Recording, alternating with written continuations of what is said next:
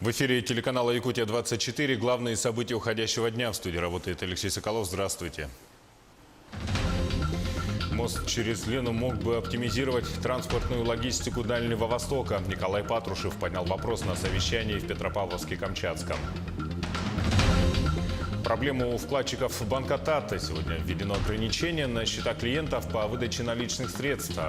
Об отзыве лицензии речи пока нет.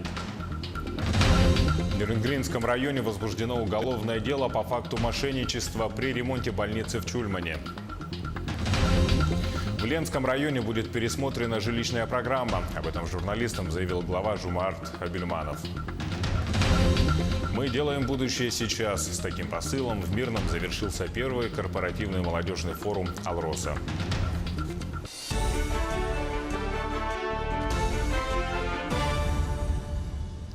Мост через Лену мог бы оптимизировать транспортную логистику Дальнего Востока и способствовать более интенсивному экономическому развитию Якутии. Такое мнение высказал сегодня секретарь Совета безопасности страны Николай Патрушев на совещании в Петропавловске-Камчатском, сообщает ЕСИА. Напомним, что вопрос о строительстве мостового перехода через Лену был поднят новым руководством республики в ходе визита в Якутск министра по развитию Дальнего Востока Александра Козлова. По итогам того совещания руководитель Якутии Айсен Николаев сообщил о намерении добиться включения строительства моста в перечень приоритетных проектов Дальневосточного региона. Кроме того, Николай Патрушев на совещании коснулся вопроса Жатайского судоремонтного завода, где в ближайшие 5 лет должна быть построена современная высокотехнологичная судостроительная верфь. По словам секретаря Совбеза, на базе новой судоверфи планируется строительство современных речных судов, модернизация имеющегося флота и утилизация списанных судов. Реконструкция завода позволит возобновить судостроение в Ленском бассейне. Планируется, что объем финансирования составит более 4 миллиардов рублей. Оптимизация финансов в госбюджете республики на не сокращение, а перераспределение средств на приоритетные программы. Более 2 миллиардов рублей перенаправят на повышение заработных плат, ликвидацию последствий ЧС, исполнение региональной социальной программы и пенсий в районах республики. Подробнее в материале Сарглан Захаровой. Изменения в бюджете Якутии связаны не с доходной частью из федеральных источников. Это внутренние перестановки. Благодаря этому удалось высвободить 2 миллиарда рублей. Большая часть, 1 миллиард, пойдет на увеличение заработных плат. Понятное дело, что мы эти расходы должны идти только по таким основным направлениям. Это повышение заработной платы, это повышение по увеличению МРОТа. Второе – это дети-сироты, предоставление жилья и региональные выплаты к пенсии. Корректировки позволят выделить дополнительно 100 миллионов рублей на предоставление жилья детям-сиротам. Таким образом, размер финансирования этой программы составит более 1 миллиарда рублей. 100% мы обеспечиваем финансовое обеспечение для приобретения на вторичном рынке и 30% для жилья, которое предоставляется в виде нового строительства. Еще 300 миллионов направят на ликвидацию последствий чрезвычайных ситуаций в районах Якутии, 800 миллионов на субсидии жилищно-коммунальному комплексу и 147 миллионов на социальные выплаты и пенсии. Сегодня задача правительства не только перераспределить деньги казны, но и искать дополнительные источники финансирования. Нехватка средств в бюджете Якутии оценивается в 15 миллиардов рублей. Мы должны в ближайшие месяцы стабилизировать наш бюджет, сбалансировать его. Это тоже очень непростая задача, от которой зависит практически жизнь каждого якутянина. Оптимизация не сокращение, а эффективное распределение существующих средств. Об этом ранее нашему телеканалу говорил исполняющий обязанности руководителя правительства региона Владимир Солодов. Оптимизация – это получение оптимального результата на основе имеющихся ресурсов. Именно этого принципа мы будем придерживаться, когда будем формировать следующий бюджет и сосредотачиваться на тех мероприятиях, на тех объектах, которые дают максимальный эффект с точки зрения качества жизни граждан, с точки зрения роста экономики. До осени Кабинет министров планирует найти новые несырьевые источники дохода, а следующий бюджет формировать из принципа «каждый рубль бюджета, который будет тратиться, будет четко привязан к эффекту, который он дает». Сарглана Захарова, Григорий Охлопков, Якутск. Банк Тата прекратил выдачу денег совсем. Сегодня, обеспокоенные сообщением о банкротстве, распространяемым в интернете, клиенты банка рванули в отделение финансового учреждения. Если в течение дня еще можно было снять со счетов до 30 тысяч рублей, то сейчас ситуация изменилась, и деньги перестали выдавать совсем. Это вызвало бурю эмоций у вкладчиков, у тех, кто имеет счета в банке. Люди плакали, и у некоторых была истерика. На данный момент создаются списки на получение средств. Люди в волнении записываются в очередь. Хотели снять наличные с расчетных счетов, но деньги уже закончились. Говорят, что там руководство что-то уволилось с какой-то компании вроде в Москве, да, вот ориентироваться, если по слухам. Вот так и говорят, и там вот такие вот слухи ходят. Поэтому вот сидим тут в очереди. Деньги сейчас, говорят, закончились. Денег не хватило сегодня, говорят. Может быть, завтра будут давать. Но пока не знаю, что чувствовать. Пока такое, как говорится, ироничный смех или что. Не знаю, что будет дальше. От меня тут ничего не зависит, я ничего не решаю. Спрашивайте у начальства. По данным источников издания «Примечания», в банке со 2 июля введены ограничения на операции сроком на полгода. Они были введены после проверки Центрального банка России. По данным издания, если банк устранит замечания проверяющих, то его работа возобновится в прежнем режиме. В противном случае возможны санкции вплоть до отзыва лицензии. В Нерюнгри возбуждено уголовное дело по факту мошенничества, совершенного при проведении ремонта в больнице. В ходе проверки прокуратура установила, что Чульманская городская больница заключила с индивидуальным предпринимателем государственный контракт на проведение работ по кровельному ремонту крыши учреждения. Его общая стоимость составила свыше 4 миллионов рублей. Оплата по контракту проведена учреждением в полном объеме, а вот объем выполненных работ не соответствует смете. Подрядчик получил на 1,5 миллиона рублей больше. В связи с чем прокуратурой города материалы общенадзорной проверки были направлены в следственные органы для решения вопроса об уголовном преследовании виновных лиц. И следственными органами МВД возбуждено уголовное дело по части 5 статьи 159. Это мошенничество, сопряженное с невыполнением контрактных обязательств в сфере предпринимательской деятельности. И в продолжении темы медицины в реанимацию будут пускать родственников тяжелобольных. Сегодня Госдума планирует рассмотреть законопроект, обязывающий медицинские организации пускать родственников к членам семьи в отделение реанимации и интенсивной терапии, сообщает парламентская газета. Авторы документа отмечают, что в действующем законодательстве прямые указания на обязанность больниц и клиник обеспечивать возможность посещения пациентов в реанимации отсутствуют. Стоит отметить, что медицина – главная составляющая хорошего уровня жизни населения, но оказание квалифицированной помощи зависит в первую очередь от медицинских работников. И если их не хватает, это моментально отражается на населении. О ситуации в Алекминском районе расскажет Елена Фаст. Проблема со специалистами в медицине в Алекминском районе стоит давно. Не хватает терапевтов, хирургии, врачи выходили по 2 смены. Об этом говорилось на всех уровнях и неоднократно. Сейчас боюсь спугнуть, но вот буквально последние месяцы все-таки удалось изменить ситуацию в положительную сторону. В этом плане к нам начали приезжать медики. К дню нынешнему ситуация выравнивается. Говорить о полном комплектовании рано, тем не менее, сдвиги есть. Я здесь работаю уже в течение 2,5 недель, как приехал по приглашению главного врача. Работу выполняем хирургическая служба, экстренная, плановая. Врач-анестезиолог, без него не провести ни одной операции. Предыдущий анестезиолог приезжал с областной больницы. Совершенно случайно так обнаружил, позвонил ему, затем дали мне телефон главного врача Марфы Николаевны, с ней созвонились, согласовались, пришли к общему знаменателю. Сердечно-сосудистые заболевания занимают одно из первых мест не только в районе, но и в республике. Распознать заболевание на начальной стадии – задача врача-кардиолога. К сентябрю кадровый состав пополнится еще раз. Нужно усилить терапевтическую службу. На сегодня у нас заключены предварительные договора с выпускниками Северо-Восточного государственного университета, медицинского института. 7 предварительных договоров. Это 2 участковых педиатра и 5 терапевтов. Придут ли кадры в Алекминск – вопрос не только самой центральной больницы. При взаимодействии с районом можно сдвинуть и не такие горы.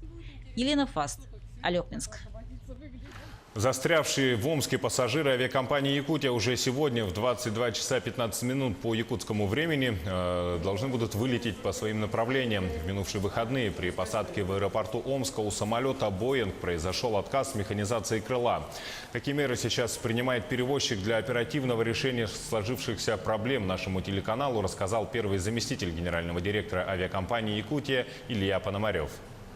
Оперативно решив эту проблему, была отправлена бригада технического персонала, которая проанализировала этот дефект, выявила неисправность блока, который уже сейчас заказан, да, и мы его ожидаем поставку в ближайшее будущее, то есть в течение суток. Кроме того, у нас заключен ряд соглашений по взаимному резервированию сетей с компанией iFly в том числе, которая сегодня уже будет выполнять рейс по маршруту Омск-Анапа, Анапа-Омск, и после восстановления самолета уже в Омске мы закончим этот рейс. Между тем, проезд с Якутска до Амги стоит всего 1500 рублей вместо 3500. Авиакомпания «Полярная авиалиния» осуществляет рейсы по маршруту Маган-Амга и обратно. В связи с этим значительно увеличился спрос на приобретение билетов на самолет. Детям до 2 лет авиаперелет бесплатный. Люди летают на выходные к родным или просто отдохнуть. Если на такси путь с Якутска в Амгу занимает около 5 часов, то самолет летит 1 час и 15 минут. Дорога с города Якутска заняла где-то до Амги. Где-то я выехала из дома где-то 8:30. Где-то минут за 30 до Магана добралась. Зарегистрировалась быстро, народу мало, поэтому все прошло очень быстро. И в накопителе посидели, наверное, около 40 минут. И все, нас посадили на автобус. И сразу же взлетели. Все быстро-быстро. Обратный билет я взяла на понедельник, то есть там немножко скидка даже есть, если обратный билет берешь. То есть вообще летать можно. Очень хорошо было бы, если бы эти полеты продолжались. В Якутске завершается подготовка к международным интеллектуальным играм, которые стартуют уже в это воскресенье. Участники – это ребята, которые в течение учебного года были задействованы в различных олимпиадах и конференциях. Ребята, которые становились призерами и победителями. Уже завтра в столицу республики прилетят первые участники игр. Это школьники, тьюторы и руководители групп. Подробности в материале Кристины Якуповой. Более 900 участников, 22 страны. Международные интеллектуальные игры будут проходить в Якутске впервые. Олимпиады, научные конференции, исследовательские работы, соревнования, лекции и мастер-классы от известных ученых, деятелей науки и культуры. Все это ожидают участников предстоящих игр. Большинство проектов очень актуальны для Якутии и пытаются ответить на какие-то важные вопросы для региона, решить какие-то проблемы. В Якутии просто потрясающая природа, уникальная, для изучения. Интеллектуальные игры пройдут на базе Северо-Восточного федерального университета и Малой академии наук. На второй площадке будет работать исследовательская школа. 114 школьников из 9 стран станут участниками научного лагеря. Кураторы, они же тьюторы, уже в Якутске. Мы вместе с детьми будем реализовывать небольшое исследование о наледи Булус. Мы хотим изучить, как изменяется наледь в течение нескольких лет. По завершению исследования мы сможем ответить на вопросы местного населения о том, как эти изменения повлияют на них. В организации интеллектуальных игр задействуют 500 волонтеров. Подготовка к масштабному мероприятию заняла полгода. Это такое очень крупное мероприятие, задействовано более 1500 человек в общей сложности, требует такой значительных усилий при подготовке, поэтому я думаю, что чаще, чем раз в 2 года это невозможно проводить, возможно, даже лучше проводить раз в 4 года. Торжественное открытие международных интеллектуальных игр состоится 9 июля в 20:00 в спорткомплексе «Триумф». Трансляцию будет вести национальная вещательная компания «Саха». Кристина Якупова, Илья Сыромятников, Григорий Хлопков, Якутск.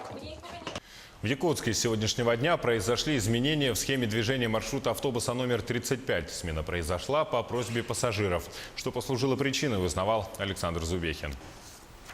Теперь 35-й не будет останавливаться у второго универсама. Раньше маршрут напрямую соединял улицы Чернышевского и Кулаковского. Однако, говорят местные жители, обделенным оставался соседний участок на Ржакова-Кирова. Для горожан неудобно. Так как там у нас осуществляет движение только один автобусный маршрут, это 102-й, да, на данный момент на этом участке. Было принято решение еще запустить туда дополнительный городской автобусный маршрут. А ближайший автобусный маршрут это у нас был маршрут номер 35. В схему движения добавили 3 участка – Ржакова, Кирова, Ярославского. Дополнительных остановок 2 – площадь Марата и художественный музей. Преимуществом изменения, да, это является транспортная доступность для социальных объектов. В районе улицы Ярославского у нас находится одно образовательное учреждение, да, школа, и 20 детских сада. Также регистрационная палата. Добраться до остановки «Универсам» номер 2 можно на пригородном 102-м автобусе. Единственный недостаток – интервал движения. Для 102-го маршрута от 25 до 35 минут. Однако для жителей Якутска это не проблема. Сейчас уже 35-й маршрут здесь ходит автобус. Но тем, кто здесь живет, работает, учатся, которые дети, им стало удобно ездить и на учебу, и на работу. Недавно я устроилась на работу, и теперь мне гораздо ближе ездить на 35-м автобусе. Сегодня в Якутске анализируют пассажиропоток маршрутной сети общественного транспорта для оптимизации. В августе на основе исследований изменят схему движения других маршрутов автобусов. Так что 35-й не единственный, где появились новые остановки. Александр Зубехин, Григорий Охлопков, Якутск. Сегодня свой профессиональный праздник отмечают сотрудники ГИБДД. Этот праздник в России сравнительно молодой, но история службы началась 82 года назад. Именно 3 июля в далеком 1936-м постановлением Совета народных комиссаров была образована государственная автоинспекция. Сегодня сотрудники инспекции не только регулируют движение и следят за нарушениями правил дорожного движения, но и проводят ряд важных мероприятий по вопросам безопасности. Подробности в материале Дмитрия Тымырова.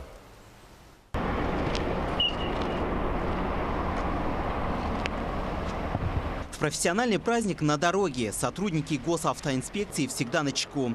Игорь Кузнецов еще студентом понял, жизнь посвятит работе в органах внутренних дел. На службу заступил 11 лет назад. Чтобы получить заветные погоны, он прошел через жесткий отбор. Проходишь военную комиссию, здоровье должно быть хорошее.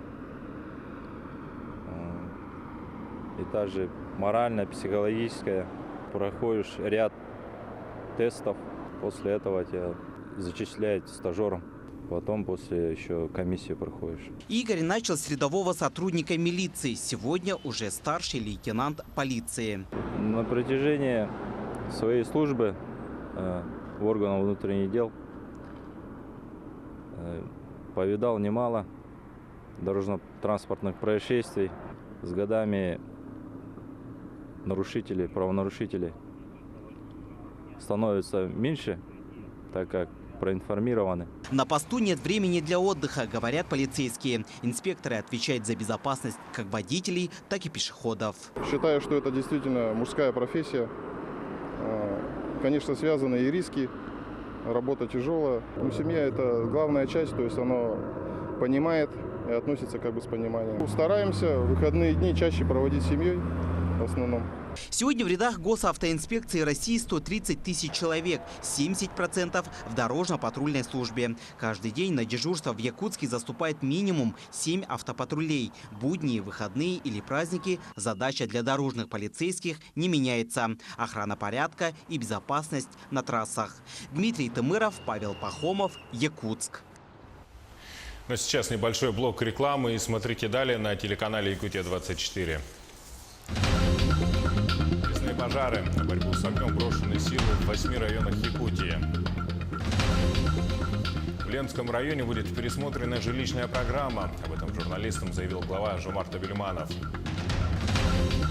Мы делаем будущее сейчас. С таким посылом в Мирном завершился первый корпоративный молодежный форум «Алроса».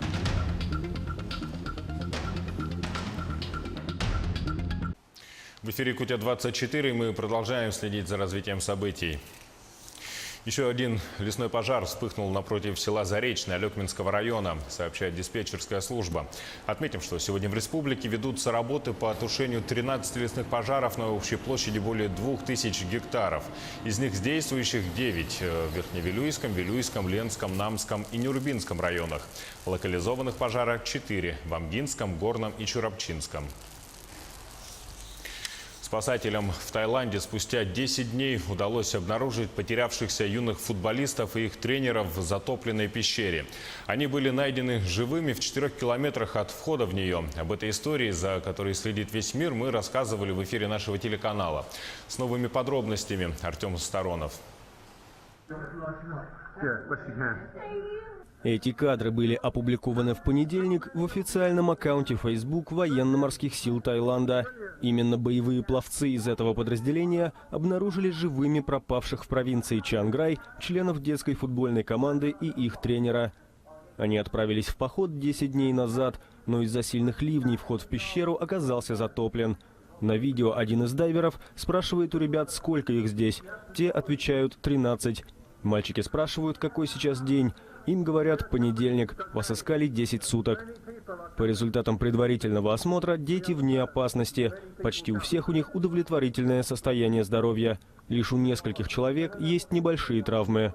Сейчас спасатели пытаются решить, каким именно образом доставить детей и их тренера на поверхность. Для этого им придется проплыть более 4 километров под водой, что, по словам врачей, делать в столь истощенном состоянии крайне рискованно. Второй вариант – дождаться, пока спадет вода, но когда это произойдет, сказать сложно.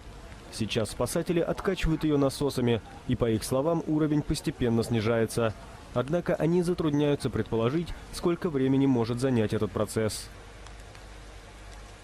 Якутяне против повышения пенсионного возраста. В защиту трудящихся председатель Федерации профсоюзов Якутии Николай Дегтярев передал председателю ЛТУМЭН Александру Жиркову больше 30 тысяч подписей жителей Якутии, выступивших против повышения пенсионного возраста. Федерация настаивает, что проект закона не должен быть рассмотрен, пока не будут решены и законодательно оформлены вопросы, касающиеся уровня жизни населения. По мнению профсоюзов Якутии, на данном этапе нужно менять ситуацию на рынке труда за счет создания высокотехнологичных рабочих мест, сокращения доли живого труда, обеспечения гибкой занятости и других методов. Рост демографии, миграция как внутри, так и извне республики создает необходимость увеличения учебных мест в школах Якутска. В этом году нужно создать 1000 мест для первоклассников. Мэрия Якутска посетила сегодня 3 объекта в целях создания новых мест для школьников, рассказывает Лана Ильина. В нынешнем учебном году в школах Якутска обучалось 42 тысячи детей. Учеников становится больше, а помещений нет. Сегодня перед городским управлением образования стоит сложная задача. Сейчас в городе Якутске одновременно ведется строительство 4 школ. Это 6-я, 25-я, Айкагата и 35-я школа. И кроме этого, все равно у нас не хватает мест. Мы вот смотрим новые объекты. Дети должны учиться в одну смену. Это не пожелание, а указ президента России. К 2022 году в столице планируется создать 17 тысяч новых учебных мест и постепенно перевести все школы на односменное обучение. Одно из возможных решений – покупка готовых зданий у частных компаний. Городские власти осмотрели сегодня 2 объекта – в 203-м микрорайоне и по улице Чайковского. Их планируют выкупить и отремонтировать. Площадь данных помещений более 700 квадратных метров. Задача компании – предоставить эти помещения, отвечающих санитарным нормам, противопожарным нормам. А уже город должен изыскать некие средства для выкупа этих помещений. Однако финансирования недостаточно. С собственниками обсуждают возможность постепенного выкупа зданий. Как можем сократиться? Здание по улице Кирова, 15, которое занимала авторская школа имени Алексеевой, несколько лет пустует из-за ненадлежащего состояния. Тут прогнил пол. Здание 1953 года постройки. Сейчас учебное заведение арендует кабинеты для обучения детей. Требует капитальных денег и требуется капитальный ремонт. Следовательно, это конкурсные процедуры в рамках 44-го закона. Это может нас удлинить. В этом плане определенная тревога есть. Стоит вопрос о том, чтобы завершить ремонт здания к 1 сентября. Организация, которая оценивает состояние объекта, должна в кратчайшие сроки подготовить техническое решение по реконструкции. Лана Ильина, Ильяс Рамятников, Якутск. В Ленском районе будет пересмотрена жилищная программа. Об этом на встрече с журналистами заявил глава Жумарт Абельманов. Руководитель района провел пресс-конференцию, посвященную первому полугодию его избранию на этот пост, рассказывает Светлана Валеева. Встреча началась с небольшого отчета главы, точнее с волнующих вопросов. Самым главным и проблемным вот уже много лет является жилищным. Его ленчане постоянно задают на личном приеме у главы. Есть программы, которые мы отрабатываем, есть вещи, которые мы сегодня которые решаем по ходу. Наша программа она отрабатывается. То, что связано с программой ветхого жилья, она будет, скажем, будет возобновлена, по-моему, с 1 января 2019 года. Но пока неизвестно, какой формат будет, соучастие какое будет, кто будет финансировать. Также глава добавил, что жилищные программы в районе будут пересмотрены. Возможно, будет создана единая, которая охватит различные слои населения, в том числе работников бюджетной сферы, муниципальных служащих, социально незащищенных семьи, а также семьи многодетные. Также в ходе пресс-конференции был задан уже наболевший вопрос ремонта дорог. На сегодняшний день объявлены у нас торги. Думаю, основные 9 числа у нас должна торговаться улица Дзержинского. Соответственно, 10 подрядчик выйдет уже на ремонт дорог.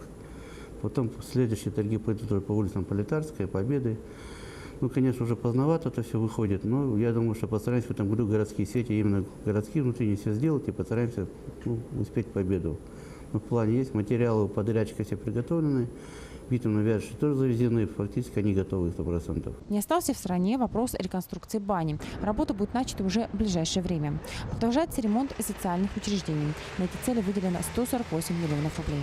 Не обошли стороной и вопрос реорганизации компании «Алроса», в связи с чем планируется передать в муниципалитет с 1 января следующего года 2 детских сада, профилакторий «Кедр» и гостиницу «Лена». Еще одна тема, которая была озвучена во время пресс-конференции – строительство. Так, детская школа искусств в Ленске все-таки будет, но это дело не одного года.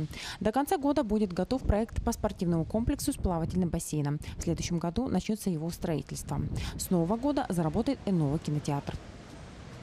Вопрос в медицине в Ленске больной. Несмотря на то, что из бюджета района по программе здравоохранения выделено 30 миллионов рублей, качество ее от этого лучше не стало. Мы со стороны для больниц практически сделали все. Я говорю, еще плюс мы утвердили программу на 30 миллионов, и эта программа будет ежегодная, да, по сути говоря. Каждый год 30 миллионов. Это ни в одном районе такой программы нет, только в Ленском районе.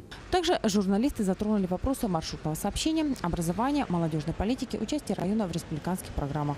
В завершении встречи Жумарт Абельманов поблагодарил представителей средств массовой информации за оперативное и объективное освещение событий города и района.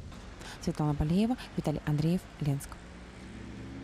Сегодня Центральная избирательная комиссия Якутии приняла документы еще от 2 кандидатов на должность главы Республики Саха-Якутия. От Алексея Лаптева, выдвинутого региональным отделением Всероссийской политической партии «Родина», и Владимира Богданова, выдвинутого региональным отделением политической партии «Справедливая Россия». А днем ранее документы были приняты от 4 кандидатов – Гаврила Парахина, Александра Силина, Виктора Губарева и Айсена Николаева. Отметим, что сегодня завершается срок предоставления документов в Центр избирком Республики для выдвижения кандидатов на выборах главы Якутии. Мы делаем будущее сейчас. Таким посылом в Мирном завершился первый корпоративный молодежный форум «Алроса». Впервые в истории руководство компании без галстуков работает вместе с молодежью. На мероприятии побывали наши коллеги. Черный дым, энергичная музыка, спецэффекты. Так необычно в этом году открыли первый молодежный форум «Алроса» в настоящем будущее. 63 молодых специалистов и работников со всех подразделений «Алроса» съехались на 2 дня на берегу озера Чон-Алыр, где у них была возможность представить свои проекты топ-менеджменту алмазодобывающей компании. Попрошу вас ломать стереотипы, не бойтесь самых смелых решений, потому что только благодаря им и находится та истина, и принимаются те правильные решения. Сценарий открытия оказался символичным. В эпосе «Добро побеждает зло». Такой успешный молодой специалист должен уметь справиться с любыми вызовами. Научить их этому помогали приглашенные спикеры, опытные тренеры и представители руководства «Алроса». Если есть идеи, которые сейчас уже могут быть реализованы, и коллеги не хотят дожидаться там эти 3-6 месяцев, пожалуйста, обращайтесь. Мы рассматриваем все идеи, так или иначе даем обратную связь на все из них. Работу форума построили не только в формате лекций, полный интерактив и обмен опытом. Участники из Москвы, Якутска, Мирного, Айхала и Удачного обсуждали, дискутировали и анализировали свои идеи. Это теперь не так сложно, как раньше, что чтобы поговорить с топ-руководителем, нужно как-то много действий, пройти согласование. Сейчас это все гораздо проще, именно потому что, наверное, мы заявились такой серьезной инициативой. Участников заранее разбили на группы. Еще с начала года они разрабатывали свои идеи. На форуме предложили несколько проектов. От повышения уровня промбезопасности до помощи сотруднику в адаптации на новом месте работы. Сюда приходят с чем-то интересным, полезным, новым, инновационным в том числе. И нам хотелось бы, чтобы эта молодежь, она привнесла вот это новое в компанию, и чтобы компания стала за счет вот этих молодых, энергичных идей развиваться вперед. Над проектом, да, долго работали. Вот у нас девушки, ребята, которые еще дольше работали, много сидели и думали. Я очень много полезного узнаю отсюда, и я хочу попытаться внедрить что-то так или иначе у себя там на московской площадке. Форум стал отличным шансом молодым специалистам не только представить управленцам Алроса свои проекты, но и пообщаться с ними в неформальной обстановке. Говорили о разном – личной жизни, секретах успеха, пристрастиях. Например, какие фильмы в свободное время смотрит Алексей Коваленко. Хороший фильм «На гребне волны 1» и вот «На гребне волны 2». Вообще там прекрасные краски, и я увлекаюсь подводным плаванием и экстремальными видами спорта. До декабря все проектные группы представят пилотные версии своих проектов. Позже их внедрят в работе алмазной компании. А такой формат форума решено сделать ежегодным. Специальные интервью с приглашенными спикерами, впечатления участников, мнения руководителей Алроса. Все это мы покажем вам на нашем телеканале в ближайших информационных выпусках. Марфа Яковлева, Роман Ларин, Алексей Меркулин, Илья Засухин, телеканал «Алмазный край». В этом году Южно-Якутский технологический колледж выпустил 372 дипломированных специалиста. Празднование прошло в Нерюнгри в Большом зале Центра культуры и духовности имени Пушкина.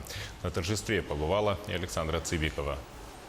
Перед началом мероприятия в фойе студенческим советом были оформлены обзорные площадки для того, чтобы каждый желающий мог поближе познакомиться со всеми специальностями Южно-Якутского технологического колледжа. Началась торжественная церемония с выступлений студентов, которые раскрывали свои специальности яркими творческими номерами. Сегодня покидают колледж 51 красный дипломник. Сегодня покидают колледж 11 человек, которые являются получателями стипендии президента Российской Федерации, главы Республики Саха-Якутия. Сегодня мы провожаем чемпионов конкурса профессионального мастерства WorldSkills Россия. Сегодня у нас самый главный праздник. Кроме совершенствования своих профессиональных навыков, ЮИТК создает сегодня все условия для развития личностных, творческих качеств каждого учащегося. В этом году их число составило более 1500 студентов, обучающихся по отделениям информационные технологии и социально-экономические специальности, строительство и материалообработка, горное дело и энергетика и отделение транспорта. Эмоции переполняют, нервничаю одновременно и радостно, и грустно. Даже не знаю, как однозначно сказать, потому что действительно вроде и грустно, потому что уже расстаешься с колледжем, в котором провел 4 года, и в то же время радостно, что вот получил диплом и теперь уже как бы являешься специалистом. Мир профессионального образования – это территория широких возможностей для студентов, обучающихся по профессиям, необходимым и востребованным сегодня. Александра Цыбикова, Иван Николаев, Лилия Ягудина, Нерюнгри. Якутия-24 следит за развитием событий. Оставайтесь с нами на нашем телеканале и удачи вам!